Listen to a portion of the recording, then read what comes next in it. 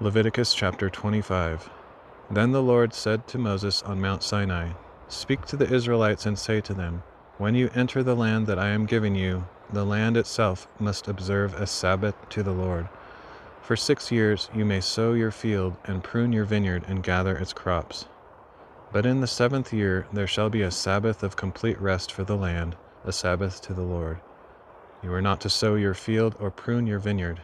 You are not to reap the aftergrowth of your harvest or gather the grapes of your untended vines. The land must have a year of complete rest. Whatever the land yields during the Sabbath year shall be food for you, for yourself, your manservant and maidservant, the hired hand or foreigner who stays with you, and for your livestock and the wild animals in your land. All its growth may serve as food. And you shall count off 7 Sabbaths of years, 7 times 7 years, so that the 7 Sabbaths of years amount to 49 years. Then you are to sound the horn far and wide on the 10th day of the 7th month, the Day of Atonement. You shall sound it throughout your land. So you are to consecrate the 50th year and proclaim liberty in the land for all its inhabitants. It shall be your Jubilee, when each of you is to return to his property and to his clan. The 50th year will be a Jubilee for you. You are not to sow the land, or reap its aftergrowth, or harvest the untended vines. For it is a Jubilee. It shall be holy to you. You may eat only the crops taken directly from the field. In this year of Jubilee, each of you shall return to his own property. If you make a sale to your neighbor, or a purchase from him, you must not take advantage of each other. You are to buy from your neighbor according to the number of years since the last Jubilee. He is to sell to you according to the number of harvest years remaining.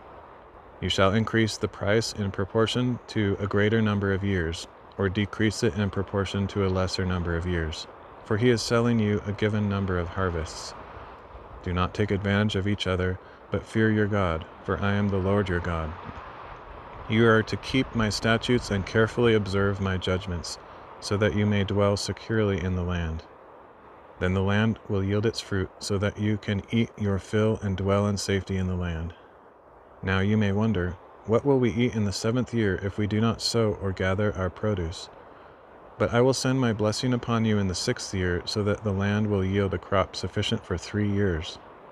While you are sowing in the 8th year, you will be eating from the previous harvest until the 9th year's harvest comes in.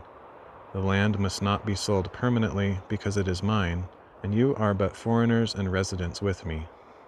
Thus for every piece of property you possess, you must provide for the redemption of the land. If your brother becomes impoverished and sells some of his property, his nearest of kin may come and redeem what his brother has sold. Or if a man has no one to redeem it for him, but he prospers and acquires enough to redeem his land, he shall calculate the years since its sale, repay the balance to the man to whom he sold it, and return to his property. But if he cannot obtain enough to repay him, what he sold will remain in possession of the buyer until the year of Jubilee. In the Jubilee, however, it is to be released, so that he may return to his property. If a man sells a house in a walled city, he retains his right of redemption until a year after its sale. During that year it may be redeemed. If it is not redeemed by the end of a full year, then the house in the walled city is permanently transferred to its buyer and his descendants. It is not to be released in the Jubilee. But houses and villages with no walls around them are to be considered as open fields. They may be redeemed, and they shall be released in the Jubilee. As for the cities of the Levites always have the right to redeem their houses in the cities they possess. So whatever belongs to the Levites may be redeemed. A house sold in a city they possess, and must be released in the Jubilee, because the houses in the cities of the Levites are their possession among the Israelites. But the open pasture land around their cities may not be sold, for this is their permanent possession. Now if your countryman becomes destitute and cannot support himself among you, then you are to help him as you would a foreigner or stranger, so that he can continue to live among you.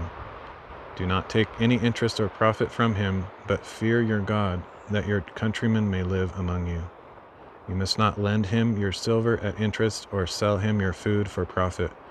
I am the Lord your God, who brought you out of the land of Egypt to give you the land of Canaan and to be your God. If a countryman among you becomes destitute and sells himself to you, then you must not force him into slave labor. Let him stay with you as a hired worker or temporary resident. He is to work for you until the year of Jubilee. Then he and his children are to be released, and he may return to his clan and to the property of his fathers. Because the Israelites are my servants, whom I brought out of the land of Egypt, they are not to be sold as slaves. You are not to rule over them harshly, but you shall fear your God. Your men servants and maidservants shall come from the nations around you, from whom you may purchase them. You may also purchase them from the foreigners residing among you, or their clans living among you, who are born in your land. These may become your property. You may leave them to your sons after you to inherit as property. You can make them slaves for life. But as for your brothers, the Israelites, no man may rule harshly over his brother. If a foreigner residing among you prospers, but your countryman dwelling near him becomes destitute and sells himself to the foreigner or to a member of his clan, he retains the right of redemption after he has sold himself. One of his brothers may redeem him. Either his uncle or cousin or any close relative from his clan may redeem him. Or if he prospers, he may redeem himself. He and his purchaser will then count the time from the year he sold himself up to the year of Jubilee. The price of his sale will be determined by the number of years, based on the daily wages of a hired hand. If many years remain, he must pay for his redemption in proportion to his purchase price. If only a few years remain until the year of Jubilee, he is to calculate and pay his redemption according to his remaining years. He shall be treated like a man hired from year to year, but a foreign owner must not rule over him harshly in your sight. Even if he is not redeemed in any of these ways, he and his children shall be released in the year of Jubilee. For the Israelites are my servants. They are my servants whom I brought out of the land of Egypt. I am the Lord your God.